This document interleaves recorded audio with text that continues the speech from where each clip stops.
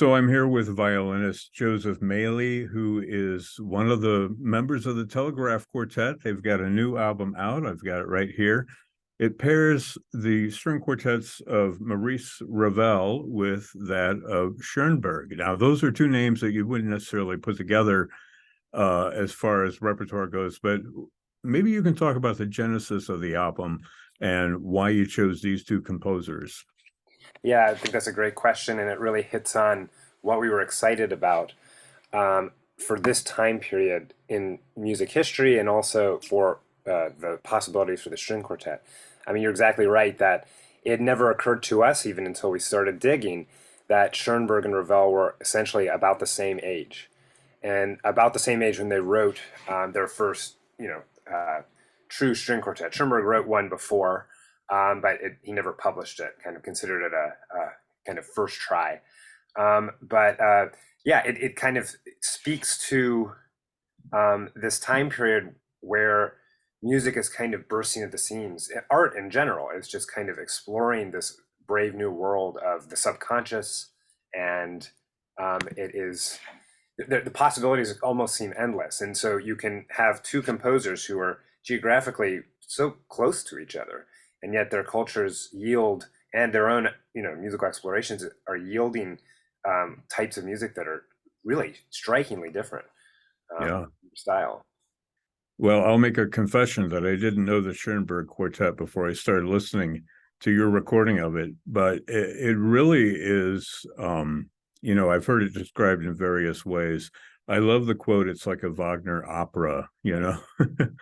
There's so much in there. And like the second movement it starts out a little neoclassical kind of, and then it just goes to different worlds. It's a whole kind of Mahlerian sound world from four instruments. And it's really a remarkable discovery. I mean, when did you first start working on that quartet specifically? Gosh, that's a good question. It's been a long journey with this quartet. We actually, Pei-Ling Lin, the violist in our quartet, who also happens to be my partner, we started working on it in school in, I think it was 2011, 2012. We worked with one of our teachers, Ian Swenson, an amazing violinist here at the San Francisco Conservatory, and Norman Fisher, an amazing cellist from Rice, who a teacher, and also in the Concord Quartet, who really championed music in his day with his quartet, new music, I should say. And we spent maybe 40 hours of rehearsal on this piece, because it just takes that much groundwork to locate, like you're saying, all of the kind of emotional leitmotifs in the piece.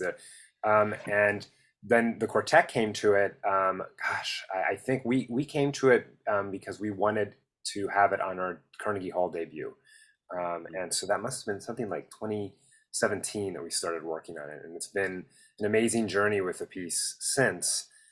In fact, at this point, we even do a kind of presentation of the work where we take the first half of our performance and we just break the piece down as much as we can, because there's so much in it. We counted maybe 14 or 15 different types of themes in the piece that just kind of flow through and course through and evolve and change. And you'll hear them in completely different frameworks at the end of the work than you do in the beginning, kind of fully transformed. So it really is a product of, it really is, as Schoenberg said, a summing up of that late Romantic era and everything that it contained from like you said, from Wagner to Brahms to, like, on that second movement has this Viennese kind of quality to it, a kind of hemiola like waltz, and then it just explodes in the middle. It's like chaos, but he gives you a really great payout at the end for living through all of the strife that is inside that quartet. Yeah, you just end with that lovely D major chord, basically, and that's the summing up of the whole piece right there.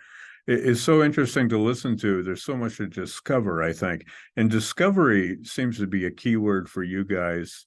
Can you talk a little bit about, this is the first recording in your project, the 20th Century Vantage Points. If you can talk about that and what's next in that series. Absolutely. So this first volume, as I was saying, is kind of a way of a jumping off point into this, incredible century of music. And when you really start looking at it, there are so many great string quartets in the 20th century, from Bartók to the other Schoenbergs to who knows, so Britain and so for us, it was, at first we struggled because we were thinking, well, we want to do something that really, just kind of takes us through the really intense and incredible moments of the century, but there's just too much. We didn't want to do a kind of like just overview of everything, or we would take too much time. And so we decided, let's focus in on particular moments in the 20th century and find pieces that maybe you wouldn't always associate or you wouldn't, think about. And so our next album jumps ahead to the kind of, horrible, traumatic decade, 1940s through the 50s of World War II period. And it showcases each of these composers. Benjamin Britten would be the first one in 1941.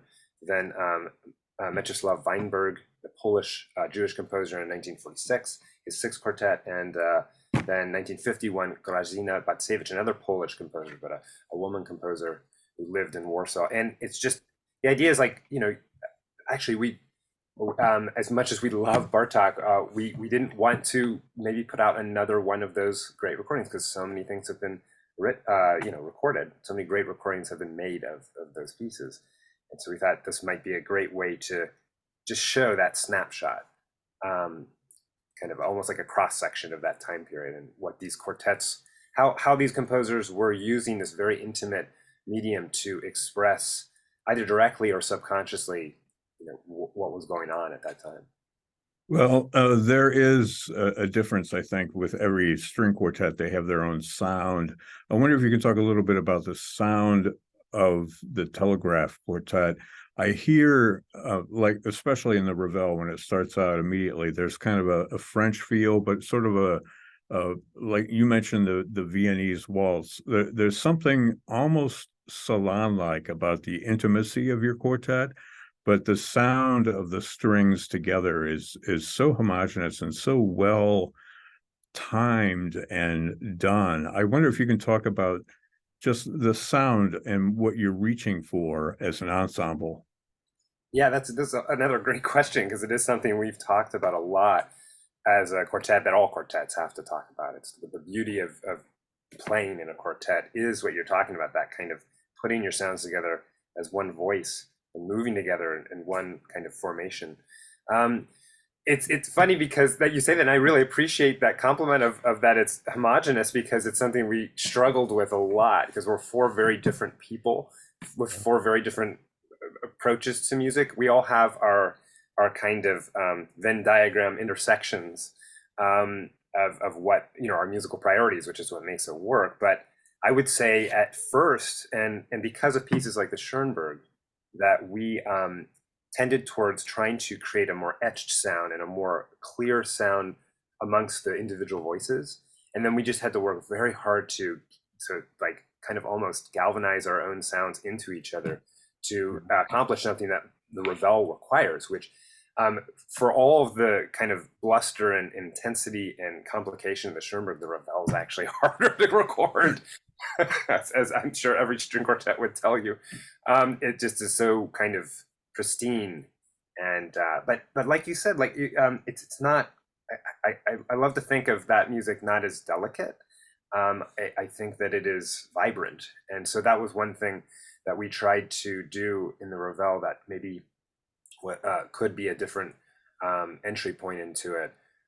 The way it moves, it actually feels very fluid and very malleable and very kind of alive in that way.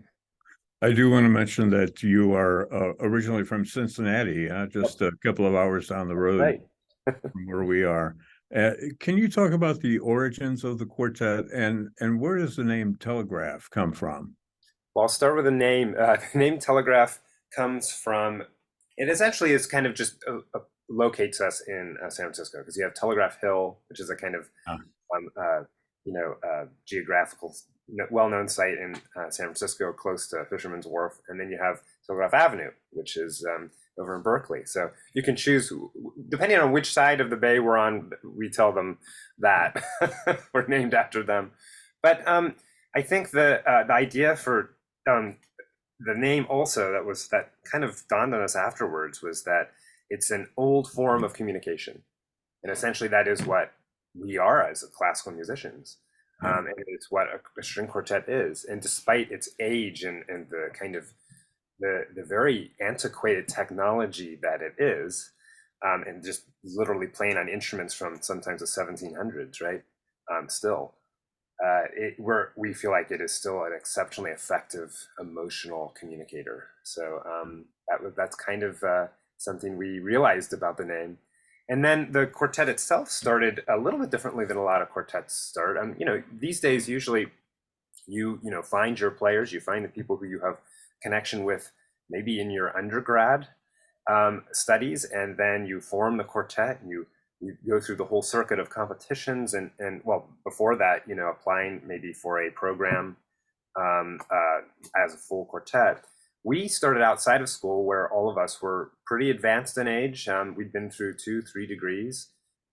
We hadn't found those people that we felt the connection with musically yet, and also the desire to kind of embark on this kind of life that is uncertain, which is the trickiest thing about chamber music, and specifically a chamber group.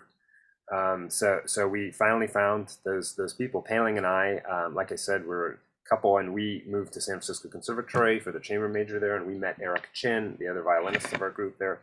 It actually, the first formation didn't work out. He ended up, for lack of a cellist, he ended up going down to San Diego, and that's where he met Jeremiah, our cellist. And then that quartet for them didn't click. And Eric said, "Hey, I know these guys are still want to do this. Let's go and work with them. Let's basically, we just kind of read together, and let's see if it's a good match." And then we just threw our hat in the ring, because have to start at some point. If you wait too long, it's not gonna happen. Yeah, it's great. I'm glad that it worked out for you guys. Yeah, wonderful recordings. You talk about the idea of the telegraph and old technology and an old way of communicating, which you do, with your audience. And in a way, though, like all string quartets, you have to be involved technologically, and platforms are, all evolving as we speak. I wonder if you can talk about, well, the pandemic, for one, forced a lot of groups and ensembles into just doing projects online and using technology to reach their audience. Can you talk a little bit about some of the non-album projects of the Telegraph Quartet? Absolutely, yeah. I mean, that was such an unsettling time for everyone, and horribly difficult for many. We were fortunate that we were still able to do many things with the conservatory, the San Francisco Conservatory, where we're the quartet in residence. And we, yes, like you said, we were forced onto live streaming, doing recordings, and producing those and putting those out. We're lucky in the sense that Jeremiah Shaw, our cellist, went to Shenandoah University for a recording degree that he got after he did his degrees at Cleveland Institute in Juilliard. And so he and Eric both have an understanding, or they have recording equipment. So we were actually able to really, through their help, put out some very high quality content, essentially. We did it for, actually, one of the funniest, or I shouldn't say funniest, but most interesting projects that we did was very early on in the pandemic, after we weren't sheltering in place.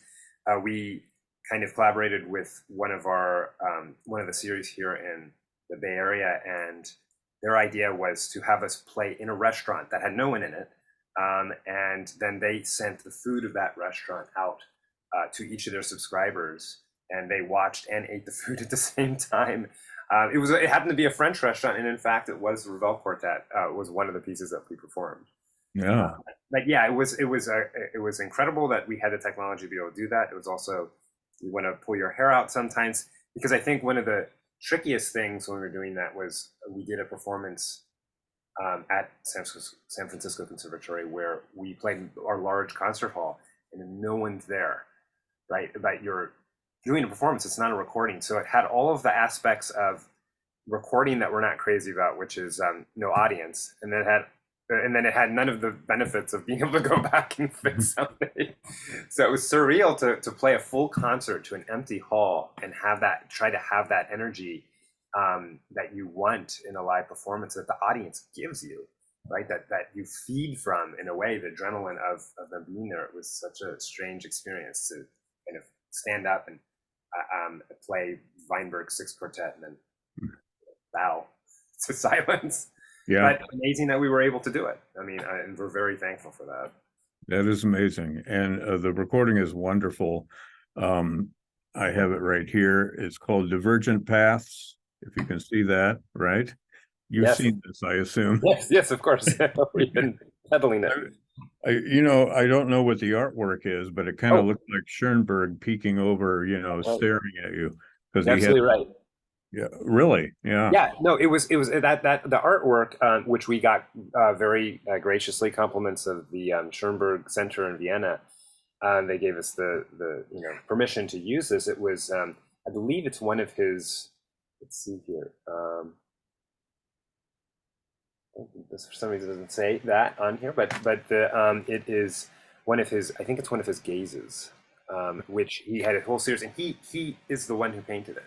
It's his artwork. So we were drawn to it because in a way it does look like a kind of path, like part of it is kind of veering off into the distance. And when you first look at it, you don't necessarily think it's a face, but then you can start to see the face kind of emerge. And in a way, that kind of subconscious expressionist aesthetic that he had in his art, and that is showing up so much in the piece. And I would argue in the Ravel as well.